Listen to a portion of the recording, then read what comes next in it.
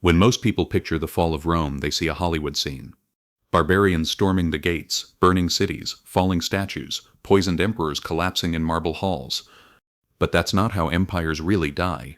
Empires don't just get smashed from the outside, they rot from the inside, and one of the most powerful forces of that rot is always the same: money. Rome didn't only fall because of invasions, corruption, or weak emperors. It fell because its money failed. Its currency collapsed. And when the money died, everything else followed.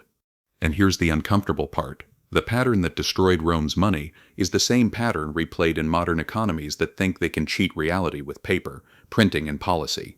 So let's go back to the beginning. For centuries, the backbone of Rome's economy was a coin called the silver denarius. First minted around 211 BC, it was almost pure silver, solid, heavy, honest. Roman soldiers marched for it, merchants demanded it, ordinary citizens saved it. The denarius wasn't just a piece of metal, it was trust in physical form, a promise that what you earned today would still have value tomorrow. Rome's money and Rome's power were tightly linked. As long as people believed in the empire, they believed in the denarius. As long as the denarius held its value, the empire's authority felt unshakable. But running an empire is expensive. Legions don't fight for free. Roads, ports, and aqueducts don't build themselves. Fortresses on distant frontiers don't maintain themselves. And wars, especially constant wars on multiple borders, are a black hole for money. By the 2nd century AD, Rome was stretched thin. Germanic tribes pushed from the north. Parthians and later Persians threatened from the east. Rebellions simmered inside the borders. The empire's reach was enormous, but its finances were cracking. Tax revenues simply could not keep up with the bills. So the emperors did what rulers have done for thousands of years when they run out of money and courage at the same time. They cheated the coin. Instead of raising taxes openly, which risked revolt, they quietly reduced the amount of silver in each denarius. On the surface, the coins still looked the same size, same tamp, same emperor's face. But inside, less and less real value. Under Augustus, at the dawn of the empire, the denarius was about 95% silver, a strong coin for a confident empire. By the time of Caracalla in the early 3rd century, that purity had fallen to roughly half, 50%. The other half was base metal. By the time of Gallienus in the mid-3rd century, the denarius contained less than 5% silver. A coin that had once been nearly solid silver was now basically bronze with a thin silver wash to fool the eye. Imagine working all day for what looks like a silver coin that behaves like a cheap token. People noticed. They didn't need an economics degree. They could feel it in their hands. New coins felt lighter. Color changed. The shine faded faster. Prices started moving in strange ways. Inflation followed, as it always does when money is diluted. A measure of wheat that once cost a single denarius suddenly cost several, then 10, then more. Official prices lagged reality. Coins chasing goods lost their power with every new debased batch. This wasn't abstract monetary theory. It was real pain. Soldiers whose loyalty depended on pay demanded more coins just to maintain their standard of living. That forced emperors to mint even more debased money, which made prices climb even faster. A feedback loop of distrust. Merchants stopped accepting the worst coins altogether, switching to barter or demanding payment in gold. Local markets lost faith in imperial currency and turned to direct trade. Grain for tools, cloth for animals, because money couldn't be trusted to store value. Every time trust dropped, the imperial mint responded the wrong way, by diluting the coins even more and striking them in greater quantity. More coins, less value, deeper chaos. This spiral accelerated into what historians call the crisis of the 3rd century. From 235 to 284 AD, Rome lived through nearly 50 years of near-continuous disaster. Invasions breached the borders, plagues swept through the population, generals turned against each other in civil war, and the economy cracked. Emperors died so quickly that some ruled for only months. The throne became a revolving door, decided not by succession, but by whoever controlled the next army. Behind the political drama, the financial system was collapsing. Taxes were still demanded, but the coins used to pay them were worth less and less. Farmers walked away from their land rather than kill themselves trying to meet impossible demands with worthless money. Trade routes broke down, regions tried to fend for themselves. The government responded the only way it knew how: more control. Edicts, regulations, threats, forced labor obligations, attempts to lock people into their trades and land so the system wouldn't fall apart. And looming over it all was broken money. Then came one of the most famous attempts to fix it. In 301 AD, Emperor Diocletian decided he could stop inflation with sheer power. He issued the Edict on Maximum Prices, a massive list fixing the legal price of over 1,000 goods and services across the empire. Grain, wine, clothing, wages, everything was capped. Sell above the official price? The penalty could be death. On paper, this sounds decisive. Strong leadership, hard limits. We won't tolerate greed. In reality, it was a disaster. You can't command prices when the money itself has no stable value. Sellers simply refused to bring goods to market at unrealistic prices. A black market exploded, where real trade happened off the books at real prices. Official transactions dried up. The visible economy shrank. People quickly learned a harsh truth. No law, no decree, no imperial edict can turn a bad coin into a good one. Once trust is gone, force can't bring it back. Eventually, Rome did the only thing that works in a monetary crisis. It created a new, trustworthy currency. Constantine the Great introduced the Salatus, a high-purity gold coin, around 312 AD. Unlike the rotten denarius, the Salatus maintained consistent quality and value for centuries, especially in the Eastern or Byzantine Empire. But by the time the Salatus arrived, much of the damage in the West was already irreversible. The long-term debasement of the denarius had hollowed out the foundation. Armies could no longer be maintained reliably. Trade networks that once bound the empire together had fractured. Local loyalties replaced imperial ones. The Western Empire staggered on, but its core strength was gone. Rome's fall wasn't a single event. It was a long unraveling. And soaring prices, collapsing trust, and dying money were some of the sharpest threads in that unraveling. So what does this ancient story mean for us? It means this. When money breaks, empires break. Rome tried to cheat. It issued coins that looked the same but contained less real value. Modern systems do something similar with paper and digits. They change not the surface but the substance. Governments print more. Central banks push interest rates artificially low.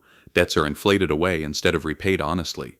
People are told everything is fine because the numbers on the screen are bigger, even while those numbers buy less each year. The mechanism is more sophisticated now. The outcome is not. Rome's denarius was debased by melting and mixing metals. Today's currencies are debased by expanding balance sheets and money supply. Different tools, same illusion. And who pays the price? Not the ruling elite who hold land, assets, and influence. It's the average citizen, the worker paid in wages, the saver with a small account, the pensioner living on fixed income. Rome's story is simply the earliest full-color example of a pattern that repeats over and over. After World War I, Germany faced impossible reparations under the Treaty of Versailles, unable or unwilling to fully confront the cost. The government turned to the printing press. Marks flooded the system. At first, it seemed to work. Debts were covered, bills were paid. Then reality hit. By 1923, hyperinflation was out of control. Prices were doubling in days. A loaf of bread that had cost 1 mark before the war now cost hundreds of billions of marks. People carried their wages home in wheelbarrows. Savings vanished. Pensioners who had prepared carefully for old age found themselves destitute. Once again, those who held real assets, land, factories, foreign currency, survived and even benefited. Those who trusted the currency were wiped out, and the humiliation and economic chaos laid the emotional groundwork for extremism, including Hitler's rise. Zimbabwe replayed the same script decades later. Land seizures, collapsing production, internal political pressures, and rising debt pushed the government toward money printing. The result? By 2008, inflation was beyond comprehension, an annual rate estimated at nearly 90 sextillion%. That's a number with more zeros than you'll ever want to count. Prices changed so fast that shops couldn't keep up. Billion and trillion-dollar notes were printed and became worthless almost immediately. Eventually, Zimbabwe abandoned its own currency entirely and forced people to use stronger foreign currencies instead. In each case, ancient Rome, Weimar Germany, Zimbabwe, the core belief was the same. We can fix our problems by manipulating the money. We can get something for nothing. Reality answered the same way every time. Even in countries that haven't yet hit hyperinflation, the Roman pattern is present in a slower, quieter form. Look at the United States after 19. That year, President Richard Nixon ended the dollar's direct convertibility to gold. Up to that point, even with manipulations and adjustments, there was at least a formal link between the currency and a physical anchor. Once that link was severed, the dollar became a pure fiat currency backed not by metal but by faith. From that moment, the temptation was always going to be the same. Spend more than you collect, and let inflation slowly do the cleanup. Over the following decades, debt levels soared, public, private, corporate. The money supply expanded dramatically. The cost of living drifted upward year after year. There was no wheelbarrow moment, no $100 billion bill. Instead, there was a slow bleed. A dollar from the early 1970s now buys only a fraction of what it did. Household incomes rose, but so did the cost of housing, healthcare, education, and essentials. The coins look the same, the bills look the same, but the underlying purchasing power has been quietly drained. Politicians point to higher wages and growing GDP and call it progress. But if the money itself is losing value faster than you're earning it, you're running on a treadmill that never stops. Just like Roman emperors, modern leaders claim stability, while quietly playing with the purity of the currency. The difference now is scale. Rome's currency crisis damaged an empire. Weimar's inflation damaged a nation. Zimbabwe's collapse devastated a region. Today's financial system is global. Fiat currencies dominate almost every economy. Central banks coordinate. Capital flows around the world at the speed of light. When one major currency is diluted, or one central bank prints trillions, it reverberates everywhere. This means the next major monetary crisis won't just be about one empire, one city, or one frontier. It will be systemic. And again, the people most exposed will be those with the least room to maneuver. People whose lives are denominated entirely in fragile currencies and paper promises. So what can you actually do with this knowledge? First, recognize that inflation is not some mysterious accident. It is a tool, a policy, a choice. It's how governments reduce the real value of their debts without openly defaulting. Instead of telling citizens, we can't pay what we owe, they slowly repay in weaker currency. It feels less dramatic than a default. It's politically easier. But for savers and workers, the effect is the same. What you thought you had is not what you really have. Second, understand that real wealth is not numbers on a bank statement. Real wealth lives in things that retain value when currencies wobble. Productive land, useful skills, functioning businesses, resources, and stores of value that can't be created at will by decree. Third, abandon the illusion that stability is permanent. Romans in the 1st century would have laughed if you told them their mighty coins would one day be refused in trade. Germans in 1913 couldn't imagine their sophisticated society paying trillions for bread. Zimbabweans in the 1980s believed independence meant security. They were all wrong. The pattern doesn't care how advanced or civilized a society feels. When money is abused long enough, it breaks, and when money breaks, order follows. Contracts stop making sense when the unit they're measured in is unstable. Long-term planning disappears. People focus only on survival. Trust between citizens and state evaporates. Armies become harder to pay. Borders become harder to defend. Political extremes become more attractive. The barbarians at the gate may deliver the final blow, but the real damage is usually done inside the treasury. That's the brutal lesson Rome offers us. The denarius didn't just lose silver, it lost trust. And once that trust was gone, the empire's decline wasn't a question of if, but when. History doesn't repeat itself perfectly, but it rhymes with painful accuracy. If you don't understand the rhyme, you get caught in it.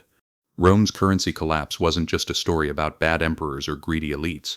It was a warning about what happens when money, any money, is turned into a political toy. That warning is still active. If this gave you a new way to look at history and at modern money, hit subscribe, because the past isn't just over, it's a map. And if you know how to read it, you don't have to be surprised when the next empire starts playing the same dangerous game.